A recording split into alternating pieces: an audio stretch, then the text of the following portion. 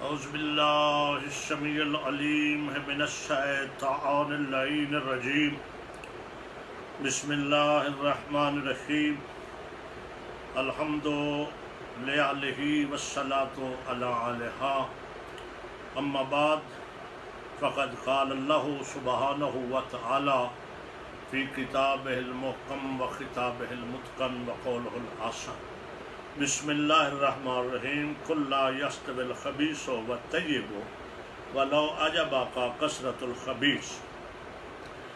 حضرات مومنین کرام، سادات و عظام، موالیان حیدر کرار اور برادران اسلام، میں نے تبرکتاً قرآن کریم فرقان عظیم سے اس آیت کا پڑھنے کا شرف حاصل کیا ہے جس میں اللہ اہل عقل کو کہہ رہا ہے کہ پاک اور ناپاک یعنی خبیث اور طیب برابر نہیں ہوتے، اگرچہ تمہیں خبیث کی کثرت اچھی لگے مگر پھر بھی خبیث خبیث ہے اور طیب طیب ہے۔ اور اللہ کہتا ہے فاتقوا اللہ یا اولی الالباب لعلکم تفلحون، اور اے اہل عقل، عقل کا استعمال کرو تاکہ تم فلاح پا جاؤ۔ مسئلہ یہ ہے کہ 2-3 دن سے ایک شخص جس کی اصلیت سامنے آ گئی ہے، اہل بیت کی دشمنی کے لیے جو بڑے ہی طریقے کے ساتھ یعنی کام کر رہا تھا، علماء کے لباس میں اور شیعت کا لبادہ اوڑے ہوئے، شیعت کا خود کو بڑا ٹھیکیدار بنا کے خود کو پیش کر رہا تھا، اور انقلاب ایران کا بہت حمایتی خود کو ظاہر کر رہا تھا، اور طرح طرح کے اس کے بیانات آئے، کبھی امیر شام کی وکالت، کبھی ذاکرین کے خلاف، کبھی ماتم داری کے خلاف، کبھی جناب امیر مختار علیہ الرحمہ جس کے لیے امام سید و ساجد الدین دعا فرمائیں، اور معصوم امام کو خون رونے والے امام کے چہرے پہ جس کی وجہ سے تبسم آئے، اس ہستی کے خلاف اس نے لب کشائی کی، اپنی زبان کو کھولا تو مختلف جوابات بھی آئے۔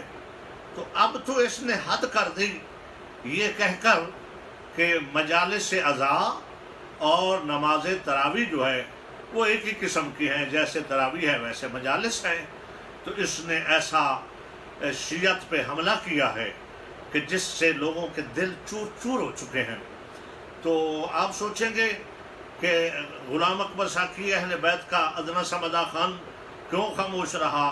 میں خاموش نہیں رہا، میں 3-4 دن سے جب سے یہ سنا میں اس کی کھوج میں اس کے حسب و نسب تک پہنچا ہوں، اس کی اصلیت تک پہنچا ہوں۔ چونکہ میرا تعلق بزم اسماعیل سے ہے، درس آل محمد کا میں فارغ التحصیل ہوں، مولانا مبلغ اعظم وکیل آل محمد کا یہ طرح امتیاز تھا کہ وہ دشمن کے بارے میں بھی گفتگو اتنی دیر تک نہیں کرتے تھے جب تک دلائل کے انبار اکٹھے نہیں کر لیتے تھے، اسناد کے انبار لگا لیتے تھے۔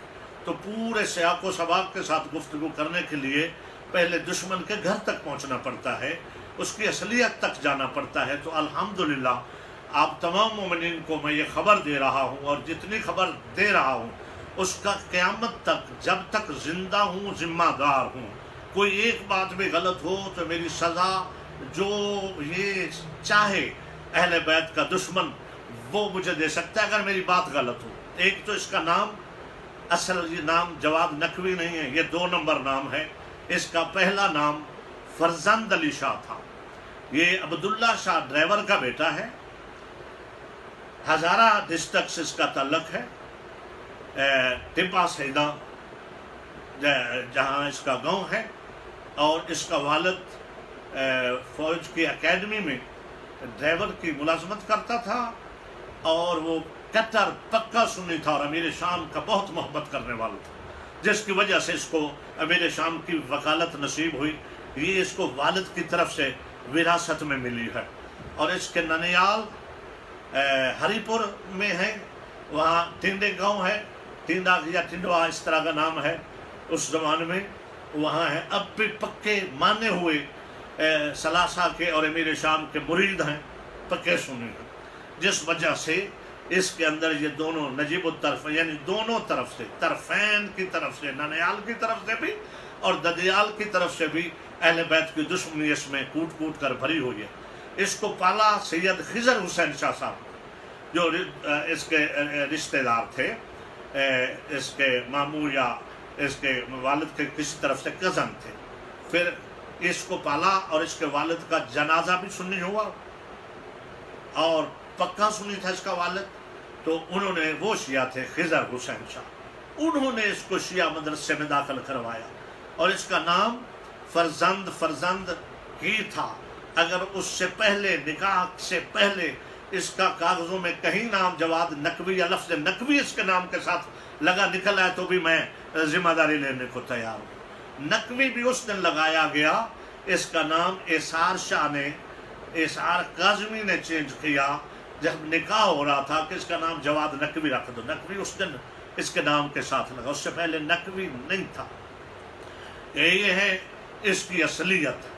اب رہا مسئلہ کہ جو اس نے کہا ہے میں اس پہ بات کروں۔ دیکھیں، یہ اس نے اپنے جواب میں کہا کہ اہل سنت مجلس کو بدعت سمجھتے ہیں۔ اس وقت سے میں نے، چونکہ میرا تعلق بین المذاہب امن کمیٹی سے بہت درینہ تعلق، اب بھی میرا تمام مکاتب فکر کے مفتی لیول کے لوگوں سے رابطہ ہوتا ہے ہر وقت۔ میں نے اہل حدیثوں کے مفتی نصر اللہ عزیز سے لے کر پیر ابراہیم سیالوی تک تمام مکاتب فکر کے علماء سے پوچھا کہ کیا مجلس ہے امام حسین کو، اہل بیت کے ذکر کو آپ کیا سمجھتے ہیں؟ انہوں نے کہا جی ہم کون ہوتے سمجھنے والے، عبادت ہے، رسول اللہ نے فرمایا ذکر علی عبادت، حسنین کریمین کا ذکر رسول اللہ نے کیا اللہ کے حکم اور وحی کے مطابق۔ کبھی ان کی وہ سواری بن گئے، ہاں جی، وہ سوار ہو گئے حسنین، کبھی جمعے کا خطبہ چھوڑ کے انہوں نے مجلس پڑھی، کبھی کسا کی چادر اوڑھ کے مجلس پڑھی۔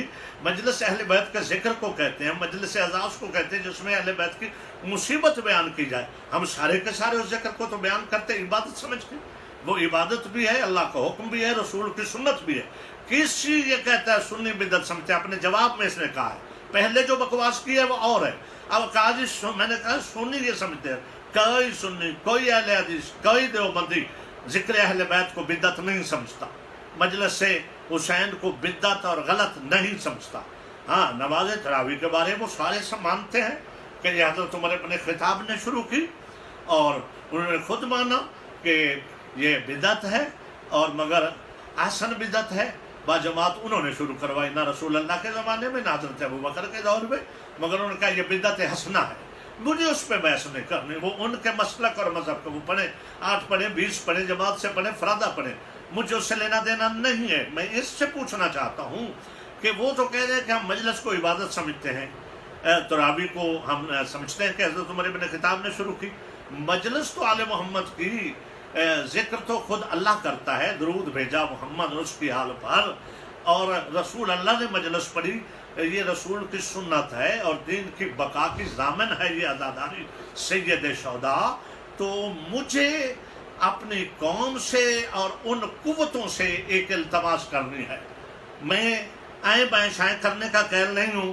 میں جامعۃ المنتظر کے پرنسپل ایت اللہ حافظ ریاض نجفی سے لے کر علامہ راجہ ناصر صاحب قبلہ تک، اور شیخ الاسلام سرکار علامہ محسن نجفی، جامع اہل بیت والی بڑی شخصیت ہیں، مفسر قرآن ہیں، ان سے لے کر تمام پاکستان میں ایران کے ساتھ وابستہ اداروں، تنظیموں اور جماعتوں سے درخواست کرتا ہوں کہ اپنا واضح بیانیہ دیں، اور یہ مسئلہ اور یہ اس کا بیان آقا خامنئی تک پہنچایا جائے، ایران کے مقتدر لوگوں تک پہنچایا جائے کہ اگر ان کی اس کو تائید اب بھی حاصل ہے، اور جو ان کا نمائندہ کہتا ہے خود کو انقلاب ایران کا، تو پھر ہم اپنا بیانیہ عزاداران حسین اور علماء اور خطبہ جو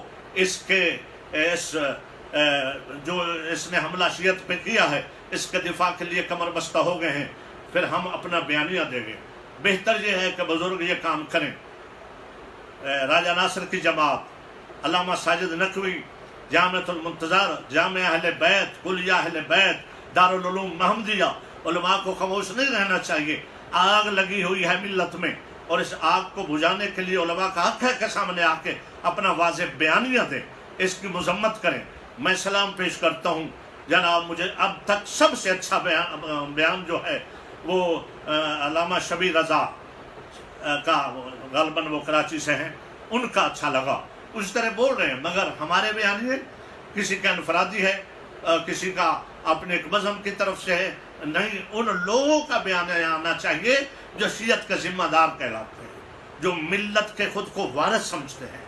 कोई मिल्लत का कैद है तो कोई मिल्लत का सरबराह है और कोई कुछ है।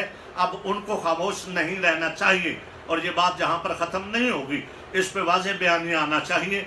मेरी फिर इल्तमास है, और मिल्लत तशय्यो के अज़ादारों को और मजालिस बर्पा करने वाले बानियान को और मजालिस पढ़ने वालों को होश के नाखल देने चाहिए। अब मिंबरों पे भी ऐसे खबीस और शरपसंद लोग ना आए कि जिनकी वजह से ऐसे दुश्मन अहल बैत पैदा हो जाते हैं। ऐसी गुफ्तगू की जाए जो मोहम्मद वाले मोहम्मद पसंद करते हों, जो अहल बैत की सीरत और उनकी सुन्नत के मुताबिक और उनके इल्म के मुताबिक हो। मिंबर पे भी आने के लिए किसी न किसी इदारे की सनद होनी चाहिए, जिसका जी चाहे वो आके ठेकेदार न बने आज़ादारी का। इसके लिए भी कुलाह अमल मिल्लत का आना चाहिए, वरना ये पारा पारा जैसे हो रही है, ऐसा न हो कि कोई पुरसाने हाल न रह जाए। मेरी इल्तमास है और मेरा फिर चैलेंज है कि इसके लिए मैंने जो कुछ कहा है, नाम इसका फरजंद अली शाह, वालिद इसका अब्दुल्ला शाह साहब, ड्राइवर फौजी एकेडमी में मुलाजम थे जो दुनिया से चले गए। वो पक्के अहले सुन्नत, नानियाल पक्के अहले सुन्नत, और उनसे ये उन दोनों ननियाल और ददियाल के विरसे को लेकर ये चल रहा है। इसको शियत से खारिज किया जाए, शिया बयानी आना चाहिए कि इसका कोई तल्लुक नहीं, फिर अहले बैत की दुश्मनी करता रहे। आवाज़ सगा कम न कुनद रिस्क गदारा, ऐसी आवाज़ों से अहले बैत के जिक्र को कोई फ़र्क नहीं पड़ता। जिनके जिक्र का अल्लाह मुआफ़िज़ खुद है, खुद जिक्र करता है, और उसका उनका जिक्र ना ख़त्म हो सकता है, ना उसको कोई ऐसी गज़ब पहुँच सकती है। हाँ, अलबत्ता उनके दुश्मन ज़हर होते आए हैं, होते रहेंगे। मेरी फिर इल्तमास है मुक़्तदर कुव्वतों से, जो शिया मुक़्तदर कुव्वतें हैं, कि आक़ा ख़ामनई तक ये जाना चाहिए इसका बयान, और उनकी राय और मुज्तहिदीन की राय सामने आनी चाहिए, ताकि पता चल जाए कि ये इमामे में छुपा हुआ नासूर है। इमाम और अबा का बात हो, पाक लिबास है, मासूम का लिबास है, मगर अगर कोई चोर उचक्का या नासूर और अहले बैत का दुश्मन पहन ले तो इसमें लिबास का कोई कसूर नहीं है। वमा अलैना इल्लल बलागुल मुबीन। या